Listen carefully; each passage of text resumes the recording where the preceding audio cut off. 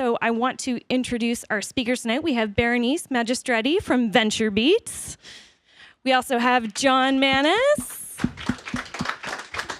from TechCrunch. And we have Corey Weinberg from the Information.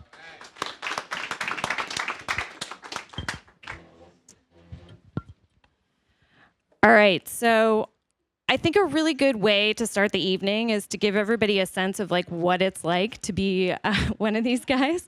So what I'm going to ask them to do is talk a little bit about what beats they cover, and then give you a little bit of a sense of what their typical day is like. Sure. Yeah, I cover a bunch of things for the Information.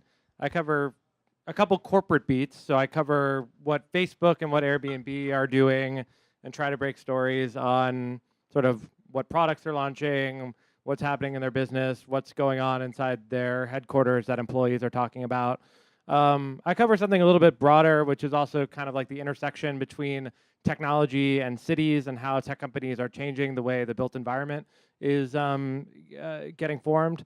And a typical day for me, I don't know if there's a huge amount of a typical day, but it's a lot of meetings. Basically, I'm constantly trying to cultivate sources, talk to people about what's going on inside these companies, talk to companies that might do business with these companies about what's going on and what they're pushing. So it's a lot of, getting on the phone, a lot of coffee meetings, both down in the Valley, both in San Francisco. It's talking on the phone at my desk, it's sending emails. Just all driven by the idea of I'm trying to find out what other people know, but isn't public yet. So, yeah. So I'm the venture capital reporter for VentureBeat. So I cover the VC scene here in Silicon Valley and also funding news. So every time a startup fundraises, doesn't matter the amount or the sector, if it's interesting and relevant, we'll cover it. So my days are basically made up of receiving a lot of pitches and sort of sifting through them and discussing with the team or the editor to see what would be good for our VentureBeat readers, and then also meeting with venture capitalists here and down in the Valley, meeting founders and startups and going to conferences and panel discussions and just trying to get a sense of what's going on here in the Valley and what the VC ecosystem is like. And yeah, so it's it's a day that can start with coffee with someone at 9 a.m. in the morning and then going through emails and then writing 2 or 3 funding news a day, and then having like a VC dinner in the evening. So it can get pretty packed, but it's super interesting. Right. Hey guys, I'm John. I write about machine intelligence for TechCrunch, was a cognitive science major in college.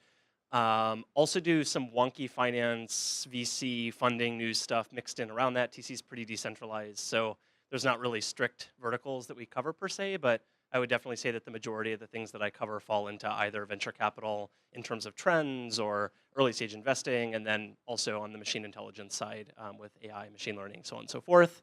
An average day, I would say the biggest misconception, at least that I've found, is people think that because we're journalists, we spend our days writing. But the reality is that from probably 9 to 5, I spend almost none of my day writing. My writing occurs between like 5:30, 6 a.m. and like 8, 9 a.m. when embargoes tend to sort of go that direction, and most of the news needs to be out for people on the East Coast. And then from about 9 until 5, I would say that's our like meeting with people time. So I spend most of that time with venture capitalists, with founders, at accelerators, talking with folks and trying to get the scoop on what are the new startups, what are the trends that we need to be covering that we're not covering. And then, just like she said, probably around 5 o'clock, we start with our VC dinners and startup dinners and different events that we go to in the evening, and hopefully get home and still have enough juice in the tank to do another story or 2 before the morning. So that, I would say, is a good summary of my life. That's great. So I'm going to jump right into the meat of it. How do startups get on your radar? What is the best way for them to get your attention? I'll start. It's a very relationship-driven business. My dad was in sales, and I like to think that journalism. I never used to like to think that journalism has sort of like a sales aspect to it. But like at its core, it kind of does, because it's about relationships in a way. And the best way to like form a relationship is to find a commonality. And we're spending all of our time like meeting with people, but also we're on Twitter a hell of a lot, I'm sure. And so either reaching out to us is a decent way to get our attention, whether you've read one of our stories or are following us on Twitter or whatever. Like that's usually a pretty good way to figure out if we have like a commonality either around like what we're writing about or what we're tweeting about.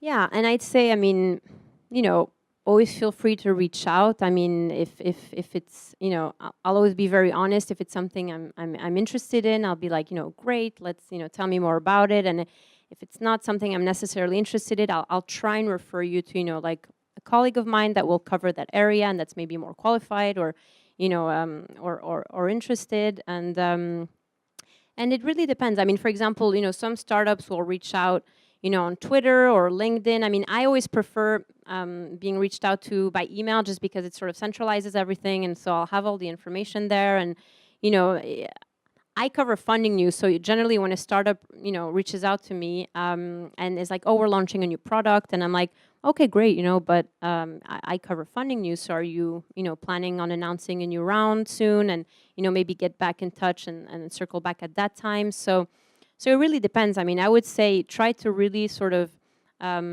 identify, what reporter covers what, and then it'll save you time and try to build a rapport with that reporter, because just sort of sending out, tips, like cold tips out of nowhere, and I think it's always harder for us because we get so many tips that it's sort of hard to sort of triage everything. So if we've already met you or had coffee or it helps. So I think you'll find some reporters are more open to it than others, but personally speaking, I'm always very happy to meet with entrepreneurs and founders. I think it's a two-way relationship, so it's very enriching for us as well to learn what's going on and what's out there and sort of get their take on the market. So yeah. Yeah, I mean, I would agree completely. Probably to be a little bit more concrete about exactly what a good pitch to me looks like is no more than 3 sentences. Like seriously, like any pitch that I've ever received that's over 3 sentences doesn't mean it's bad or it's rejection, but it would have been better, or at least it could have been cut down to 3 sentences. Generally, that comes from founders, but also remember, I cover early stage companies, like really early stage companies. So I like seed stage companies, and like you're raising like a $2 to $3 million round is sort of my like sweet spot of story that I like to cover. So for those founders, I think that story is best told by the founder, which feel free to push back PR people like later in the conversation. But that said, even the pitches that I get from PR folks, the really, really good ones that I get are from people that I have relationships with. They're from people who understand what I cover, as they both said, and they're very succinct. They've got a news angle to them, and they make the assumption about what I do and don't know about the industry. So if you send me a 3-sentence email and you spend those 3 sentences telling me about AI is the next big thing, like probably not that interested because I cover AI, so I probably already think it's the next big thing, or at least, yeah, somewhere in there probably. But if you can come to me succinctly and say, oh, John, you might think that all of the professors that are leaving universities to go join boards of directors at startups or to join startups as lead engineers are coming out of Stanford or MIT or Waterloo, but turns out there's this university like in England that nobody's covered or whatever that I think you should pay some attention to. That's interesting to me because that shows that the person who's pitching me knows something about what my assumptions might be. So I really like informed pitches. I like short pitches.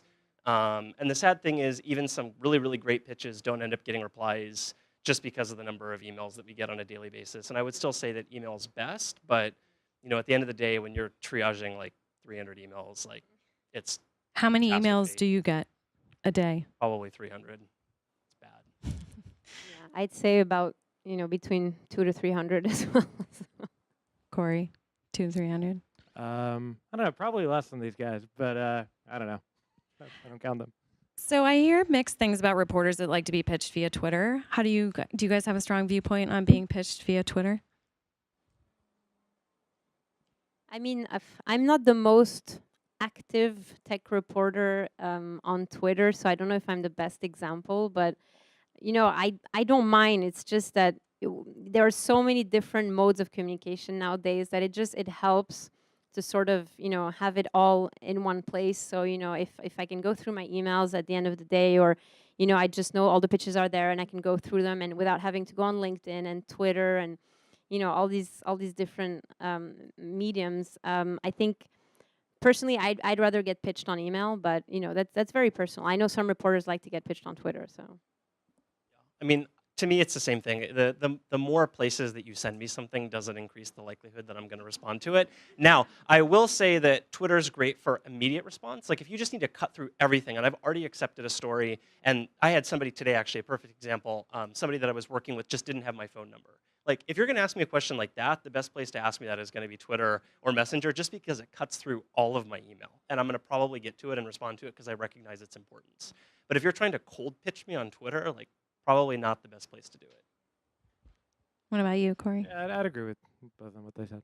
What about phone calls? Do not answer my phone. no. Ever.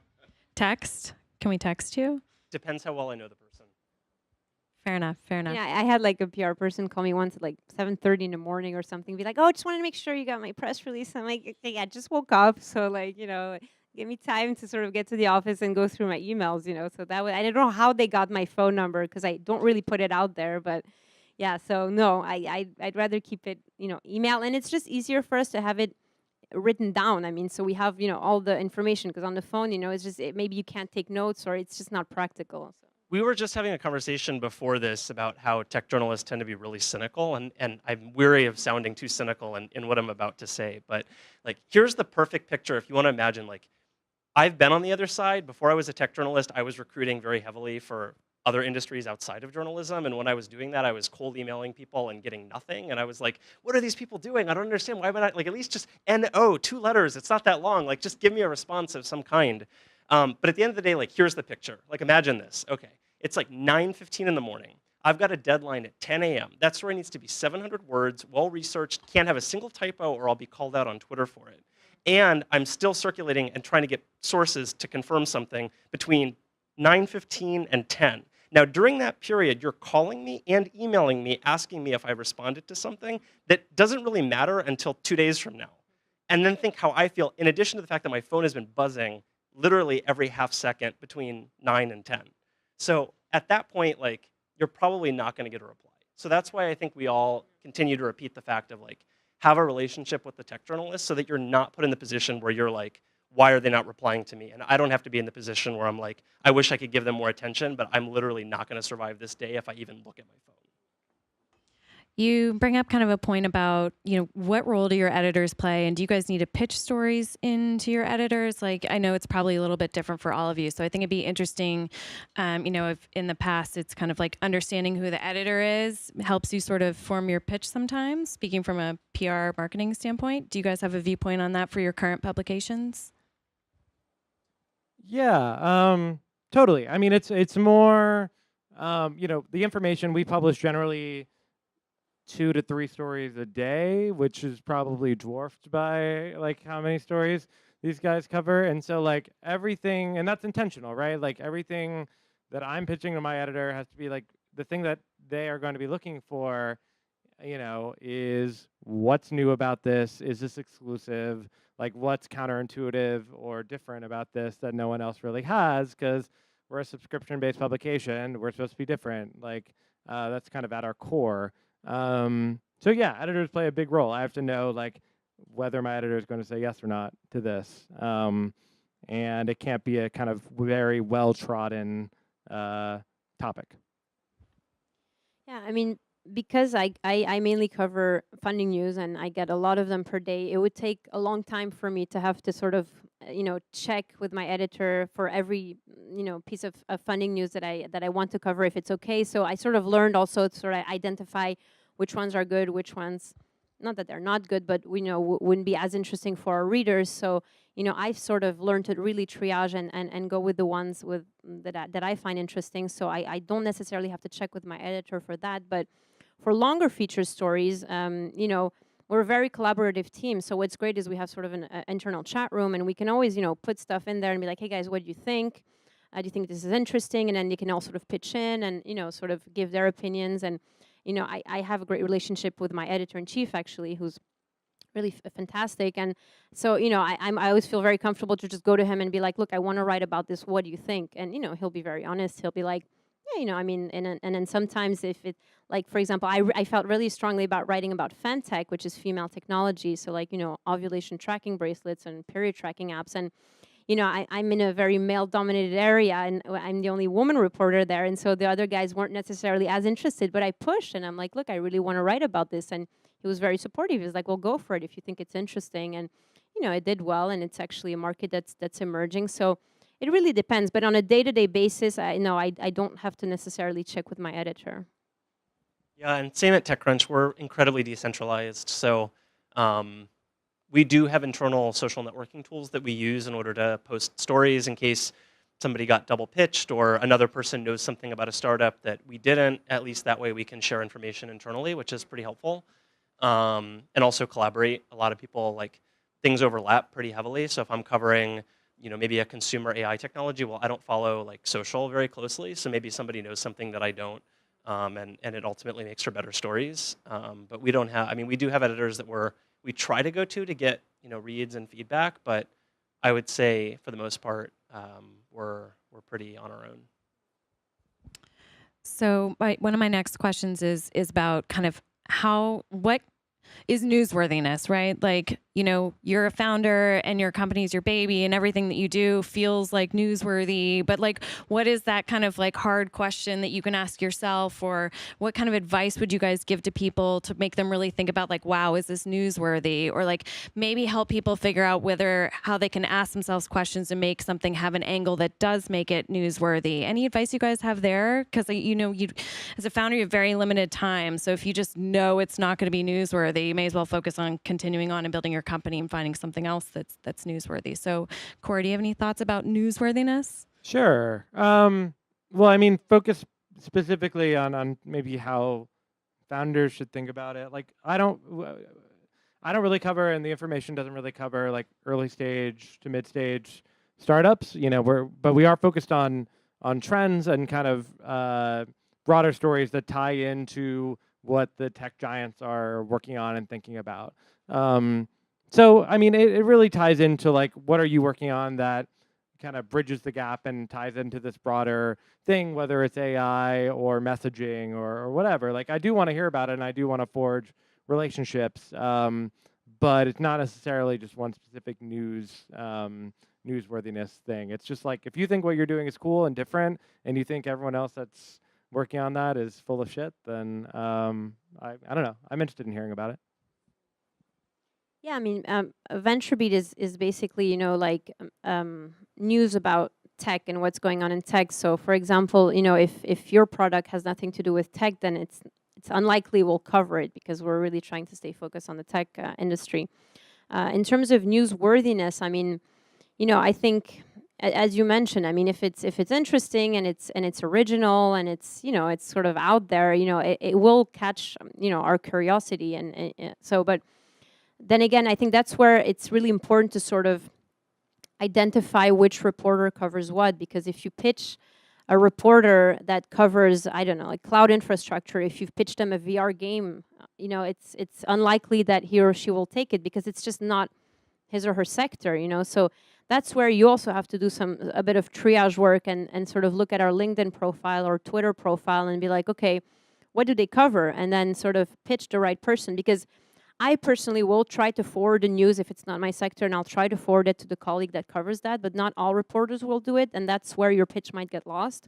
So I think it's also, up to you guys somehow to, to sort of really do a bit of your research before you start cold pitching 20 reporters. And then, we talk between ourselves. So we're like, this person is spamming us, and, which is fine. I get it because you guys want to get an answer. But I think it's important to sort of do that due diligence on your end before you start pitching reporters. And as you mentioned, keep it short and sweet, because, sometimes I get like monologues of like, texts and intricate explanations. And at the end of the email, I don't even know what the product is or who the investors are. And so, just so keep it short and sweet and try to really target the right reporter from the start. I was just going to say, I feel like there's a really fine line also in like a startup reaching out to a reporter and trying to almost like ride the wave of a trend that's happening more broadly in their sector. Like, I feel like if you're a VR startup, you have a harder time getting a response than you did a year or two ago. But if you're an AR startup, now like everyone's going to be clamoring to respond to your email, because like we're like at the stage right now where everyone's into AR. VR, a little bit less so. Maybe in a year, people will be interested in again. But these guys may not agree, but like to me anyway, like probably 3 or 4 years ago, everyone was pitching the Uber for X or the Uber for Y. Now, if you pitched your company as that, I don't know, I would kind of roll my eyes, and I feel like a lot of reporters would kind of roll their eyes. So there's like a very fine line between riding the wave of this like broad trend, but also trying to write it before it already crashed or trying to write it too early. What about the Airbnb of blank? Yeah, that's kind of dumb too.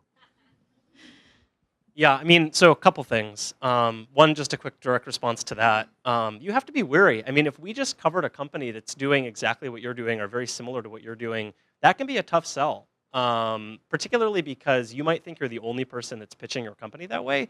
But generally, every time I publish a story, I get at least 2 to 3 inbounds saying, oh, wait, but I'm doing that too. And it can work. There are absolutely examples where it can work.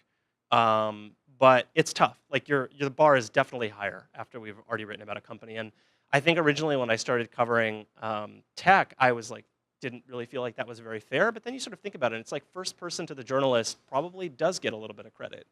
But that's just the 2 cents there. What I was going to say more broadly about what was the Newsworthiness. Newsworthiness, You actually have a good story. Okay. Your story. Oh, yes. Okay, so I'm going to bifurcate this. So quickly for PR folks, don't overpitch. And I'm just going to drop it there. Like, just because I cover AI doesn't mean you have to wrangle the story to make it look like an AI pitch. Just pitch a good company. Like, end of story. On the startup side, what I usually tell founders, because we end up in Silicon Valley coffee shops is pretty much every single time I get pitched in person. And whenever I'm in a Silicon Valley coffee shop, I can guarantee that there's at least one venture capitalist in the coffee shop somewhere, and probably at least one founder in the coffee shop somewhere that's probably pitching that same venture capitalist. So, making that assumption, what I usually tell folks when they ask me whether a story is newsworthy is, would you feel comfortable getting up on the table in this coffee shop, shouting your pitch out in front of everybody in the coffee shop? And if you feel like everybody would look at you and be like, wow, that's interesting, I'm going to stop my conversation, put my coffee down, and listen to what you're saying, probably would do well in TechCrunch. Otherwise, maybe wait a little bit of time. Because if you really think about it, that's the position I'm in. Every time I hit the publish button, I'm sending your story out to, I don't know, however many million people read TC every single day. And those people are going to be probably less kind than the incredibly tech-centric coffee shop that we were sitting in when I made you stand on top of the table. Okay, so. Have you done that? Not actually made somebody stand on top of a table. I like that. So I have a question, and then we're going to start opening it up to questions in the audience really quickly. So be sure to raise your hand. We'll do our best to get around to everybody. But I think the role of the press release, I'm kind of curious from a reporter's standpoint, are press releases important? Do you want them? Do you need them? Do you think startups need to do them? Curious on your take on the press release these days. Don't read them. I don't really write anything off of press releases. I mean, it's fine. Because if I get them, then that means a million other reporters got them too. I mean, it's good to have a place where facts are written down. I would probably prefer like a bullet point. Like, you don't need to make your press release sound pretty. I don't know. I don't think they're very important for my job, but I wouldn't ignore them if they were sent to me. I don't know. I don't have a very strong opinion. I mean, as you mentioned, it helps to sort of have all the information in one place rather than have to go back and forth in an email and, keep asking questions. Or, as I mentioned before, pitching on the phone where, I don't know, you're like walking or you can't necessarily write stuff down. So I think it does help. I mean, I always ask for the press release just so that I know that I have it in case I need to sort of, check when the company was founded or how many employees they have or whatever, and sort of have all that information there. But I do look forward to maybe a day where there'll be more original ways to pitch reporters, which could be great. So yeah. Yeah, I would completely agree. I think they should be fact sheets. I feel like that would be the most useful case, because what I usually need is, what is the full list of investors, which ends up being like way more people than you would think it would end up being.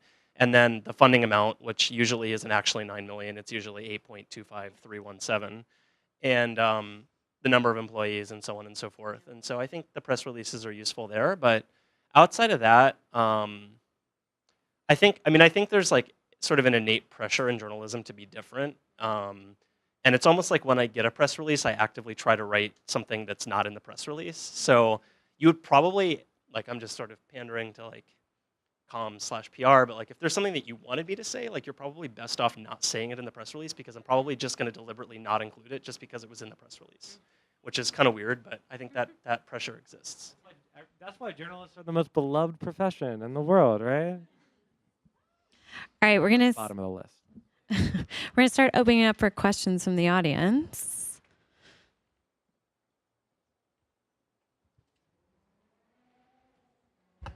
Hi there. I actually have two questions. My first is, obviously the information is a subscription service, TechCrunch, VentureBeat, different models.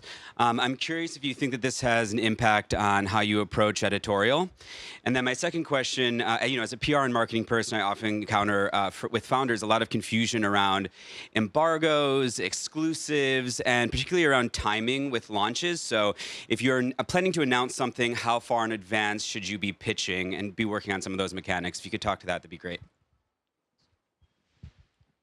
Yeah, really good question. I didn't think it before I was at the Information, I was at the San Francisco Business Times covering real estate, and that was a job where I had to be writing 1 to 2 things a day. I didn't think the business model would really have an impact on like the editorial that I do.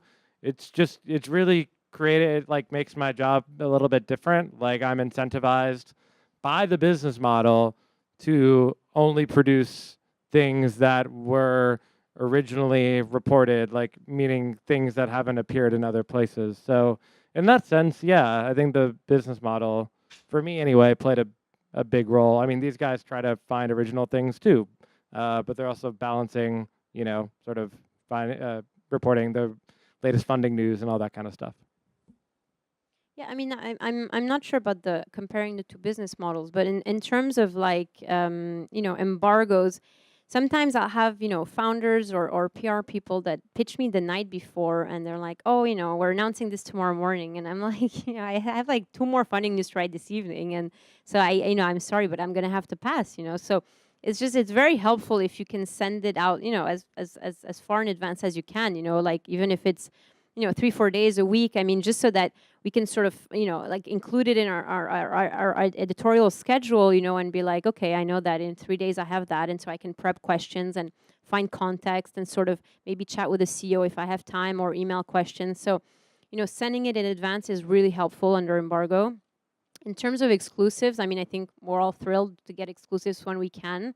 And I think that one thing I would say to sort of PR and comm people is that it has happened to me where, they send us the embargoed press release, and then a publication sort of broke the embargo and published it before us, and other publications. And so they're like, oh, but the founder had a rapport with that publication, and so they gave them the exclusive. So that's very confusing and a bit frustrating for us, to be honest. So I think like if you're representing a client, make sure that you're sort of communicating on their behalf on all fronts, and that they're not doing their separate communications, on their end, because it's a bit frustrating for the reporters, because we spend time on the stories, and then, we come an hour or 4 hours after other publications because, there was that sort of exclusive that was agreed upon, but, we weren't aware of it. So I think that's an important thing to explain to your clients. Yeah, so quick answers to both of those. So TechCrunch, obviously we have our business/event side, and then also our editorial side. Could not be more separated. Like I don't even know the names of a lot of the people that exist on the events and business side, which is actually kind of sad, but that really speaks to the point of like just how separated those two entities are.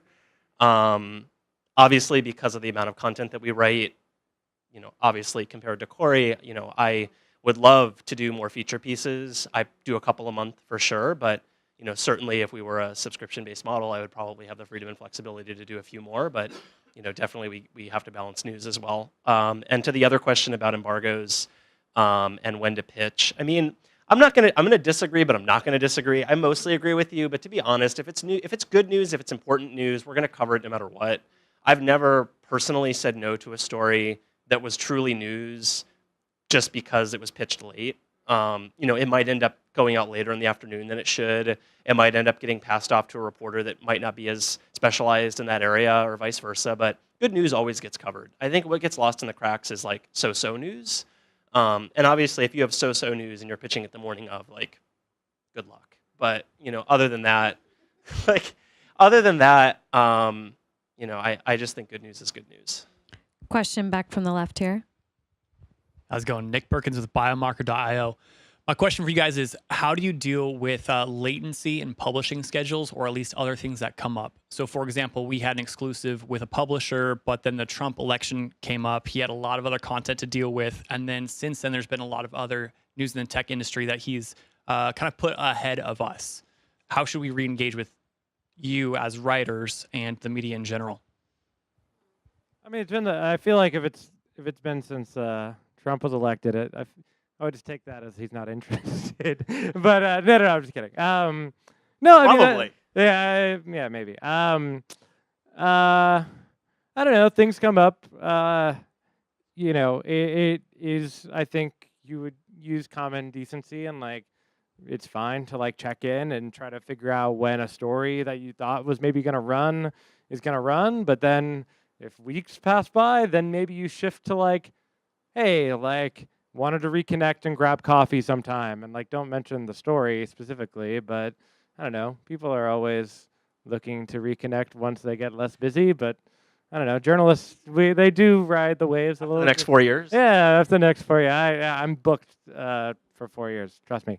Yeah, I don't know if I answered that very well at all, but maybe these guys have a better answer. I mean, yeah, I think that you have to sort of be aware of like what's going on in the Valley and sort of events and conferences, and try maybe not to pitch during these specific events that happen, because some editorial teams might be a bit smaller than other editorial teams, so maybe they'll be covering the event. And so I think it depends. I mean, like, for example, I had some funding news come in when there was the Y Combinator demo days, and I'm like, I'm sorry, I'm attending both days, covering that. And so I think you should be maybe flexible, to maybe pushing the embargo forward in these cases. But obviously, if you want to get out the news when you want to get it out, then great. But just don't be surprised if the reporters aren't as responsive because there's an important event going on, I think. Yeah, I mean, I think I defer to the exact same answer I gave to the last question, which is good news gets out. If it's so-so and it's F8 and I'm at F8 and I'm doing lots of interviews and writing 5 stories in 2 hours, might not get out. But certainly if it's a good story, I'll get up an hour earlier and write it because it's a good story. The story sounds like it probably got killed or delayed. I don't know. Yeah. I mean, maybe it was out of their control. Maybe their editors killed it, but it's weird that you didn't get a response. the only time I would ever do that, the only time I've done like 300 plus stories at TC now. The only time I've ever done that is when I found out something that the person didn't disclose to me beforehand. So they told me that the round was closed, and I talked to a VC and the round was not closed. Or they told me that, you can think of any number of facts that would have been just blatantly not true. Then in that case, yeah, you do kind of get shut out. But other than that, no. I doubt you did that. It was fine. Hi, so just want to ask a quick question. Everyone talked about the power of relationships, networking, and you also explained how many emails you get. So how would you like to connect with people on that personal level for coffee? Because even if I email you, what makes you say, oh yeah, I should know her and have coffee? Like, what is that? Exactly. I mean, if you can succinctly communicate in an email that you can connect me with people that would be very helpful for my job that I should know, then yeah. Then that I don't think I get as many emails as these guys. I definitely don't get 200 or 300. Maybe I'm doing something wrong. But yeah, it's all about relevance. It's the and if it's not relevant and I didn't respond, then or if somebody doesn't respond to that, it means it just didn't wasn't up their alley necessarily. So, I mean, there is that. You can get through the clutter of email to transition that to coffee or drinks or whatever. If the reporter realizes like you hold the keys to like, someone they really want to talk to or whatever. Yeah, I mean, I've had a lot of PR and communication marketing people reach out to me, by email and be like, hey, I see you're pretty new to VentureBeat. Do you want to grab coffee? And I've already had a lot of coffee with different people from PR, and I think it's great because it's important to have an open communication and explain to them how we like to get pitched, what we cover, and I think it's a positive exchange. So I really do try to take the time to have coffee, at 8, 9 in the morning before I head to the office to sort of meet, and I also go to lunches at PR firms where I sort of explain to the whole team, the VentureBeat style and sort of what I cover and how I like to get pitched. So I think it is important for reporters to take the time to sort of communicate with PR and marketing people, because I know it's a hard job. So it's I understand that sometimes it's good for you guys to sort of have that direct rapport and be able to communicate with us, other than an email or So I do try to take the time. Yeah, I mean, I would say honestly, it's a really broken system. It's a really broken system. And I think the word that you used it a couple of times through this, and we were talking about it back there, is just triage. And, honestly, if you know what I write about, and you come to me and you say, I've got a founder that's working in machine intelligence, they're early stage, and they might have some interesting news coming along, if I have any bandwidth whatsoever, I will try to take that meeting. If it doesn't happen, I'm either just incredibly busy or the hook didn't land. I didn't think they were that interesting. I thought the idea wasn't going to work out, which is, I would say, a minority of cases, but totally happens. But it's just bandwidth, honestly, 100% bandwidth. Question over at your right. Hi, just to follow up about exclusivity, what kind of stories are appropriate to offer on an exclusive basis? And when is it appropriate for me to kind of assume there's no interest or you're not getting back to me and it's okay to move on to another reporter that might want the exclusive story? I mean, I was going to say, so you guys might disagree with me on this, but I actually kind of like it when a PR person gets back to me and says, if you don't respond to me by the end of the day, I'm going to pass it off to somebody else, because I probably will respond to that, or not, obviously, if I'm not interested. But like it's like a concrete time that you need to make a decision. So, it can be a pain, but like you'll get an answer. Or I'll be really sad the next day when I didn't see it and realize that it got passed off, but that's my problem at that point. Otherwise I think, yeah, I mean, honestly, like each successive email you send, there's still a chance, but the chance does go down. So I have totally gotten 3 or 4 emails about something, and by the 4th one, I've accepted it. But the chance that I'm going to accept it on the 4th is much lower than the first, and I did probably at least see it the first time. It just wasn't one of the like 50 most important emails that I replied to that day. And if you've tried it 3 times and it wasn't one of the 50 most important all 3 of those days, like not so good.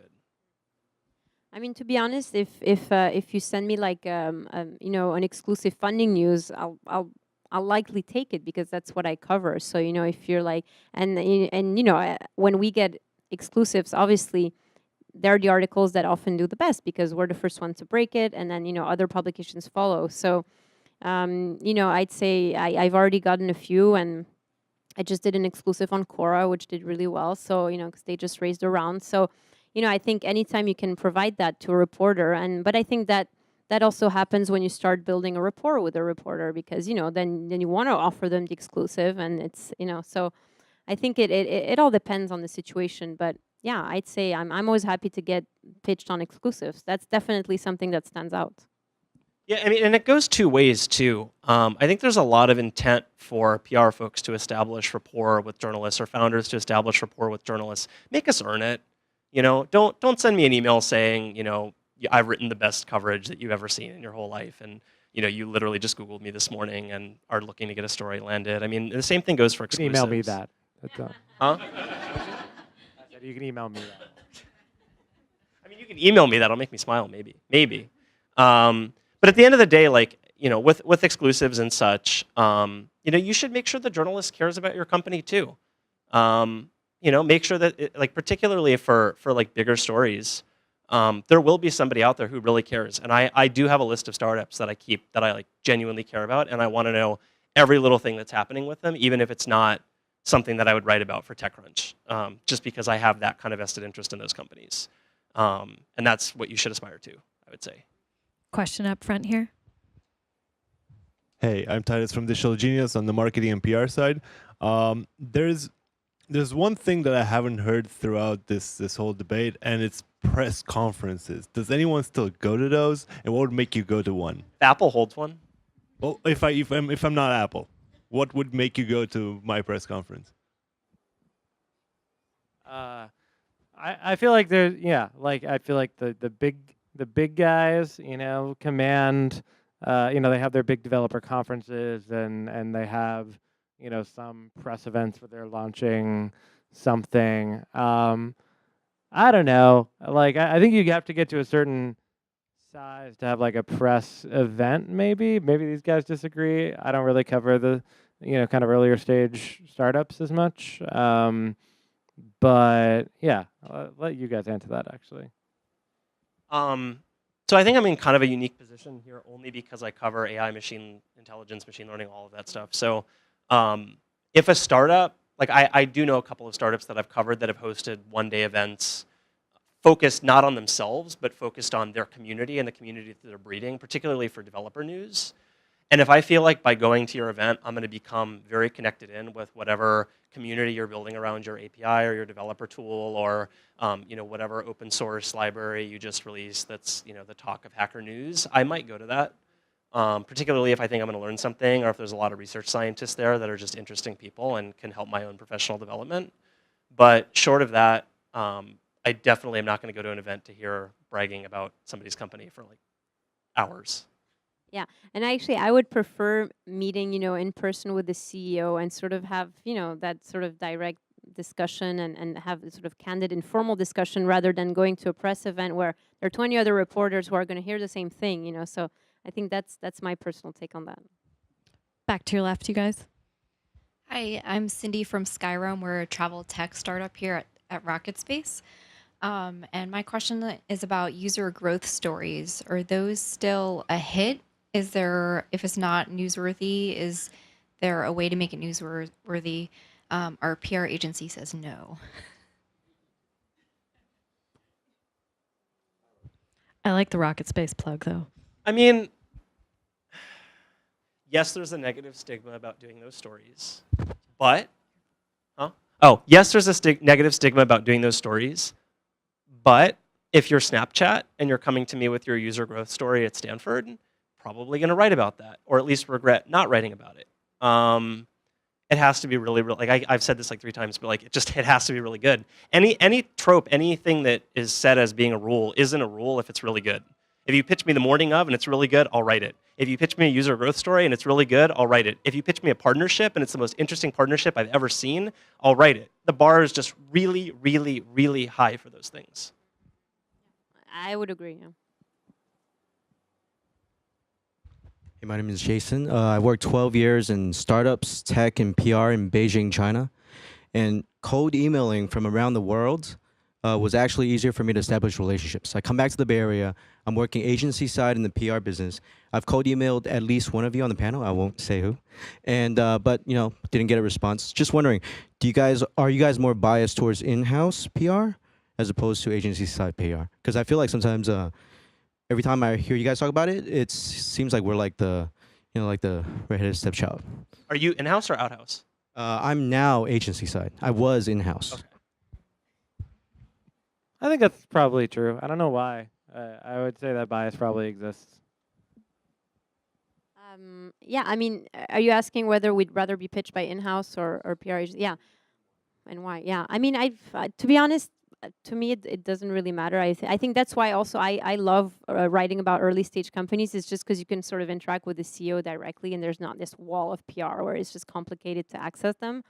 So I do think it's great when the CEO actually reaches out to you, but I know how time consuming it is to have a startup and be an entrepreneur. And so sometimes, you're not able to sort of craft that communication strategy or that message that could really, help you, get news coverage. So it could come in handy to sort of hire a PR firm if you have the means and you're able to.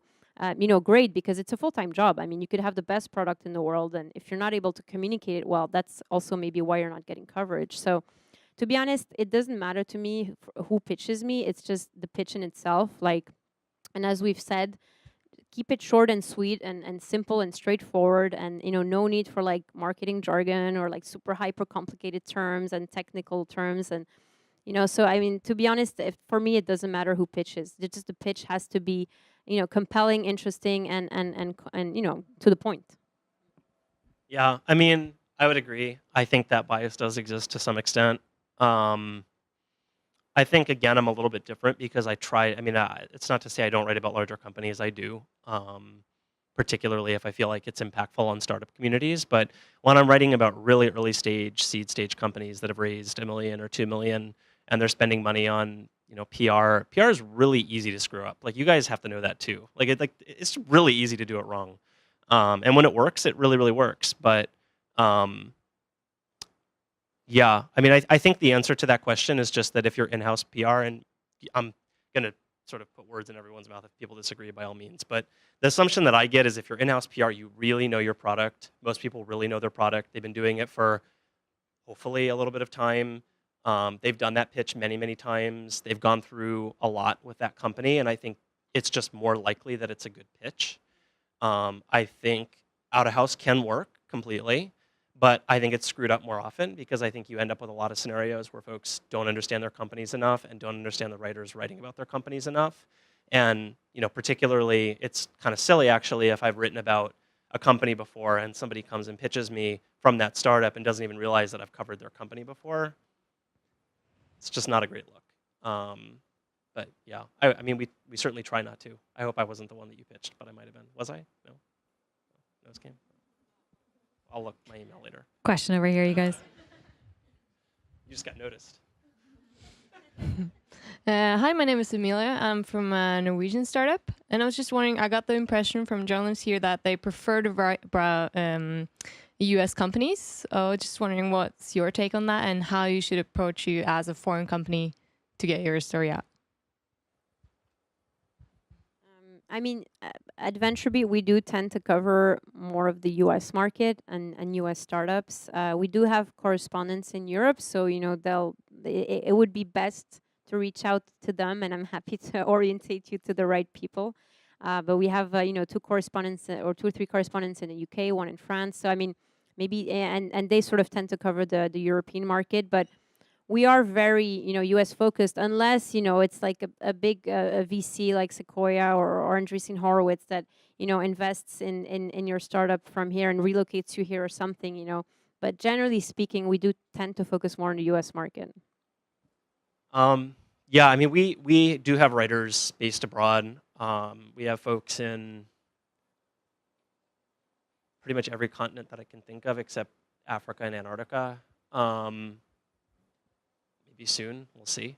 But based on that, your best bet is going to be to pitch one of those writers. They're really plugged in the ecosystem. They're going to know the competitors. They're going to know the VCs. If you pitch me, I might cover it. I've absolutely covered some companies in Asia and in Europe.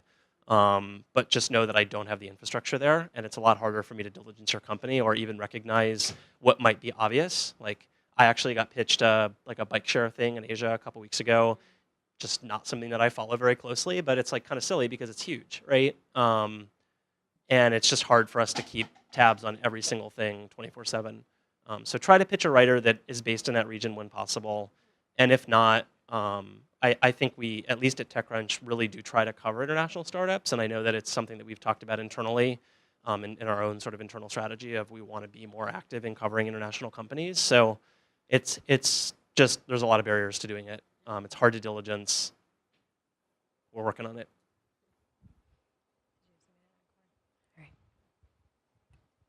Okay.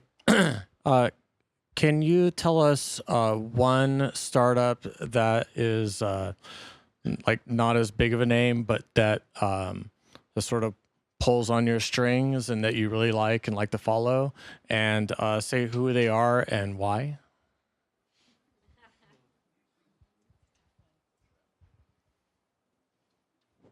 I'm not gonna name any particular startups, but I follow, for example, as I mentioned before, femtech very closely, so female technology, and that's something I'm very passionate about and very interested in. And when I first started looking into it, people were like, "Oh, it's kind of a niche market," and I'm like, "Yeah, it's 50% of the population. It's women, so." Kind of a big market, and so that's something I'm really interested in, and I'm from Switzerland, and there are some femtech startups in Switzerland, so that's something I'm really interested in. But yeah. I'm like under pressure here not to name anybody because you didn't say anything, and she said she wasn't going to name. So I'm like, what am I going to do? Do you need a second to think about it, or?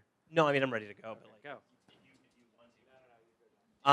So I'm pretty polarizing. Like it's, and this is not to say what a good pitch is. You just asked me what like pulls on my strings. So to answer that question, I would say really cool tech stuff, like a company like Airspace or DeepMind, right?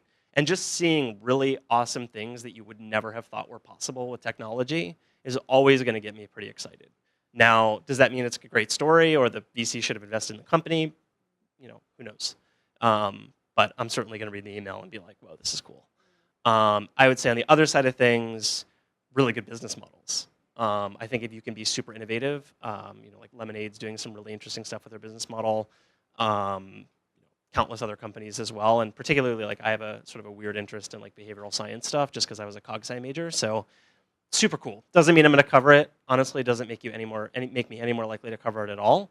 But it's just cool.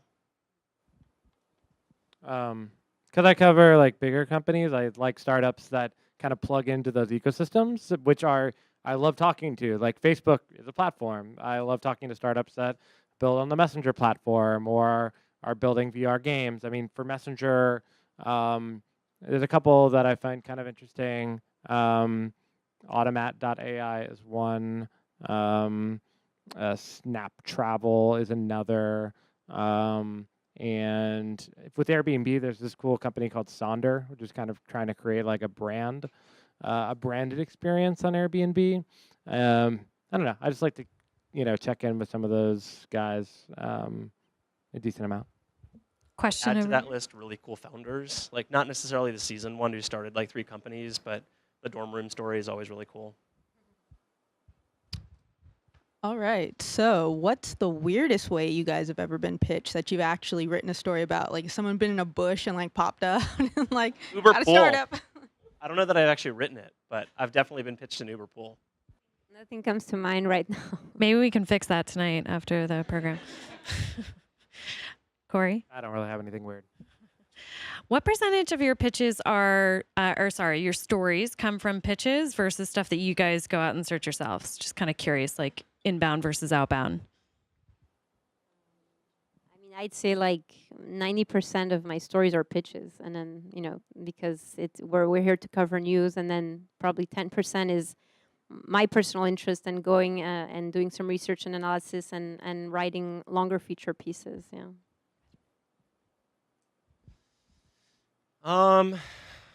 It's a tough one because I would honestly like to be doing more outbound, and that's not a knock against pitches. It's just I think outbound serves everybody better. It means I get to do more trends pieces, which means for every one trends piece I do means I get to talk about 5 startups instead of 1 startup. And obviously, if you're PR, you would love just like the 1 startup profile, but like just in terms of coverage, I think the readers enjoy having context more. I do about 7 stories a week. Of those 7 stories, I would say 2 of them are inbound pitches. Traditionally, those are funding rounds. 2 of them are breaking news stories.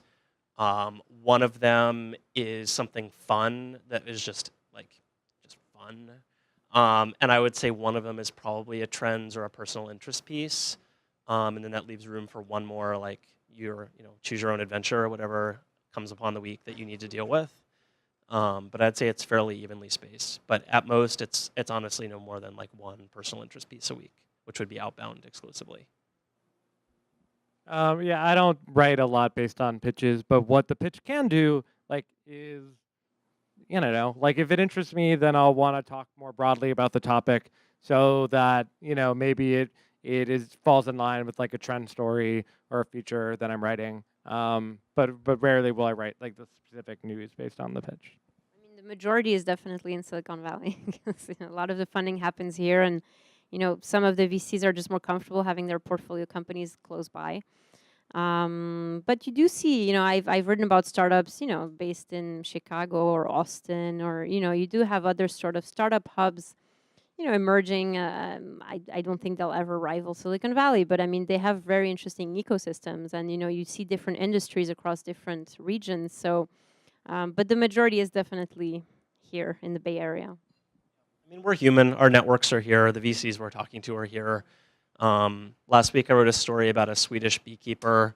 This week I wrote a story about an accelerator in Columbus. Like, we do try to get out and do fun stuff, but at the end of the day, and even, so just to clarify, of those 2 stories that I said that were inbound, a lot of those actually come from VCs. So I spend a lot of time talking and networking with them and asking what's going on with their portfolio. And sometimes actually they'll be the ones that'll either connect me with PR or connect me with the founder of a company. So I think that's something that is sort of under-discussed, but it's something that I spend a lot of time doing. Yeah, most in the Valley. But I love talking to, I don't know, there's one company that's like from a town in Idaho I'd never heard of.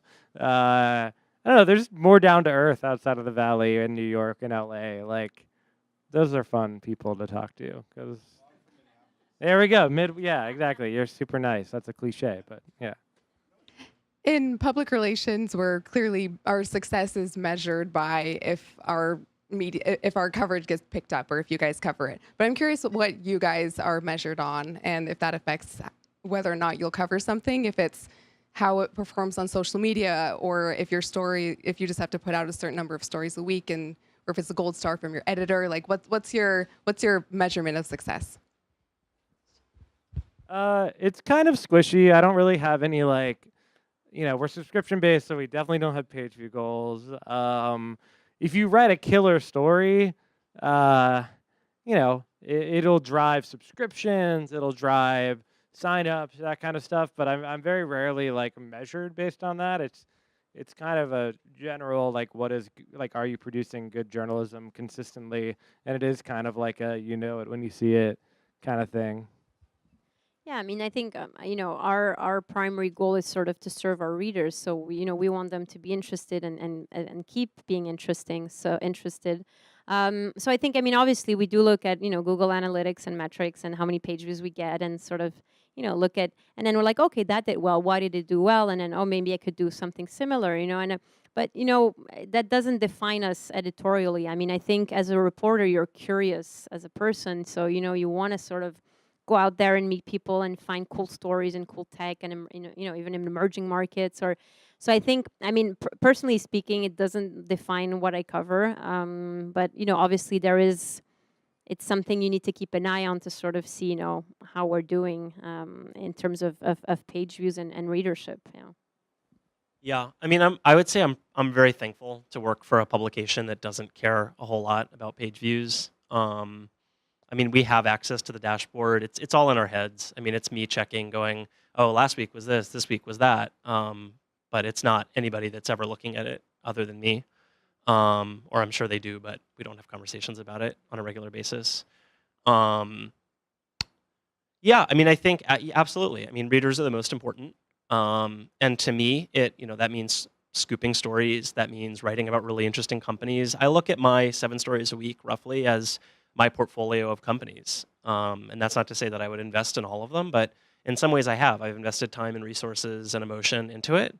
And yeah, I mean, you want to see them do well. You want to write about interesting stuff. When I visit my own like TC/John Manis page, like, I want to look at that feed and go, these are all really cool companies that I would hope that people in the Valley would at least take seriously, or would say as indicative of trends in the AI space or the machine intelligence space. I want to do justice to this period in time, which, as fast as the Valley moves 6 months from now, this is history. So I think that's kind of humbling. Awesome. Well, I want to thank you guys for being here at Rocket Space. And I know you guys are so busy, so I really appreciate you coming out. And we're going to stick around for the next 30 minutes and mingle. If you guys have any questions about Rocket Space, please feel free to come and find me. We are also opening offices in London and Shenzhen later this month, and additional locations to come too. So thanks again. Let's give them a round of applause.